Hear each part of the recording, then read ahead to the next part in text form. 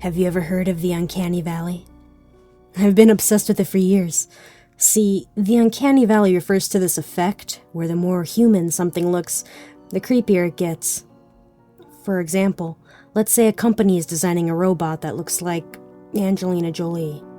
No matter how lifelike they think they can make it, it wouldn't be a perfect representation of a human being. We'd be able to tell the difference.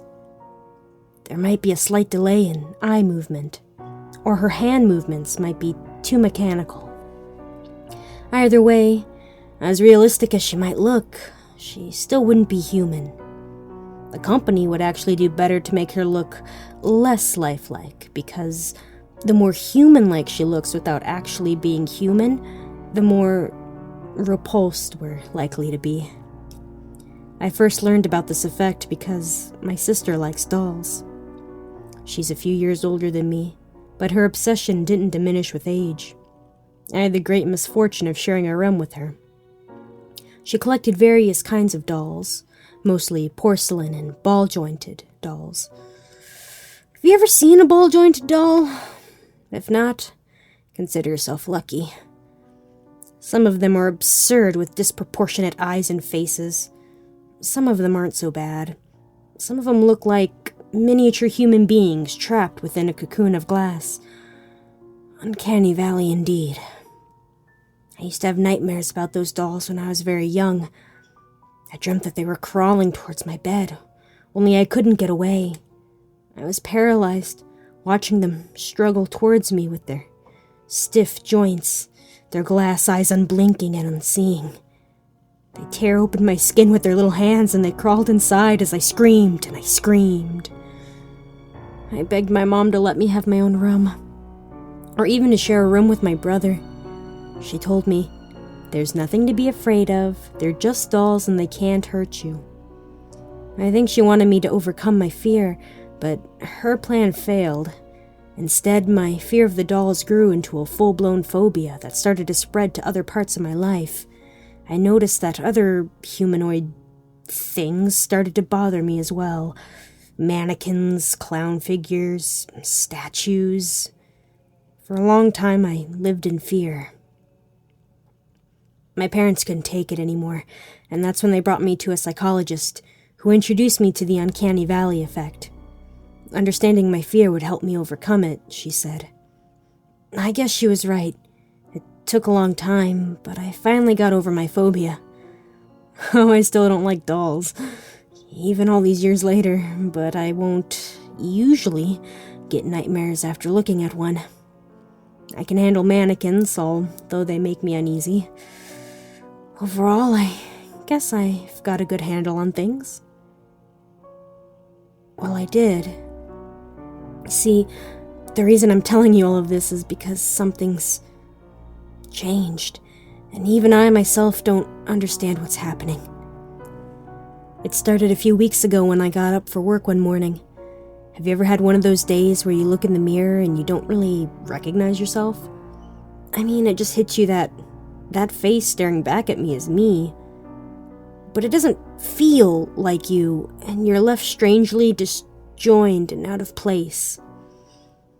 Well, that's what was happening with me, but the feeling didn't go away after blinking a few times to clear my head.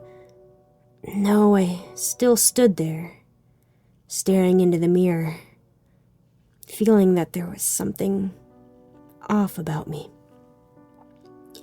I didn't have time to do much that morning, late for work as I was, so I left my apartment in a rush, hoping that the feeling would fade as the day went on. Unfortunately, I wasn't the only one to notice it. Hey, Lizzie, did you change your hair or something? The cute guy from the shipping department was staring down at me with sort of a puzzled expression on his face. God, he looked beautiful even when he was confused. He was the kind of guy that makes you want to eat sushi off his abs, and he'd never really looked my way. But here he was, talking to me. Me. I dispelled my starkish train of thought as I tried to come up with an answer. No, why? I asked, cursing myself for sounding so tense. In reality, I was just nervous. You look different. Today, you look nice, though." He flashed me a smile so bright I almost forgot about the events of that morning in the mirror. Almost, but not quite. I expected everything to have gone back to normal the next day. Maybe I was just looking tired the day before, and Tanner, the shipping hulk, was just being nice.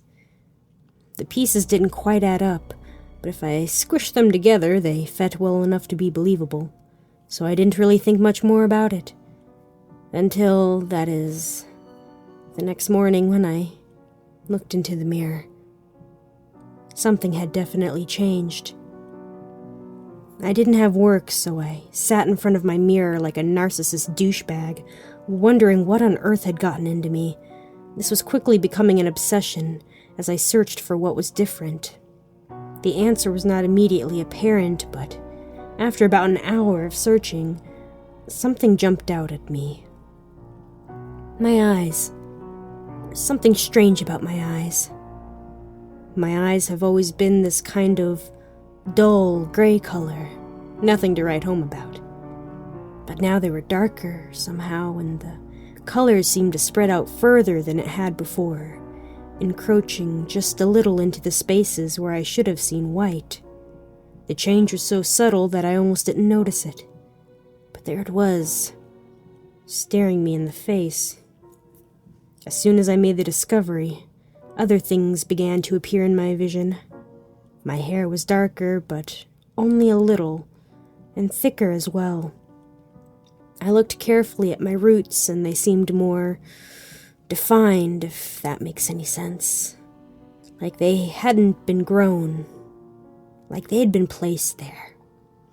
My skin looked clearer, if only just a little bit.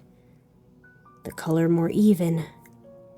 My nails, which have always been prone to cracking, were smooth and perfectly translucent. It was almost like looking at a doll version of myself. Dolls. Uncanny Valley. My heart skipped a beat. My mind went into overdrive and I started to panic. I was halfway on my cell phone, intent on calling my therapist that I hadn't actually seen in 10 years, when I managed to calm myself down enough to think. "You're being ridiculous," my voice of reason said. "You're stressed out and you're imagining things that aren't there. You're a human being. Look, you're moving, breathing, panicking, thinking. All hallmarks of humanity. You're fine. Everything's fine." I decided that the slightly condescending voice had a point, and I put down the phone.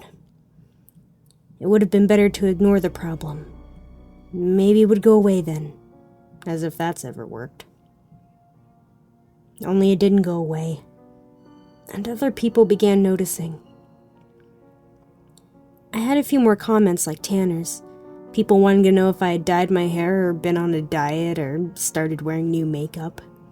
I just smiled and tried to excuse my way out of it. But soon the comments stopped and people started acting different around me.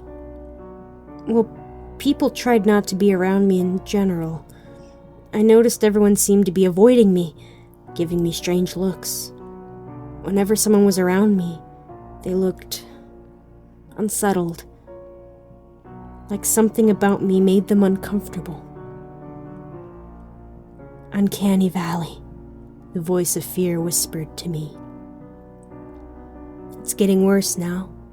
All my human imperfections are being smoothed away, somehow, and everything inside me is starting to feel duller. I don't laugh anymore, or smile much.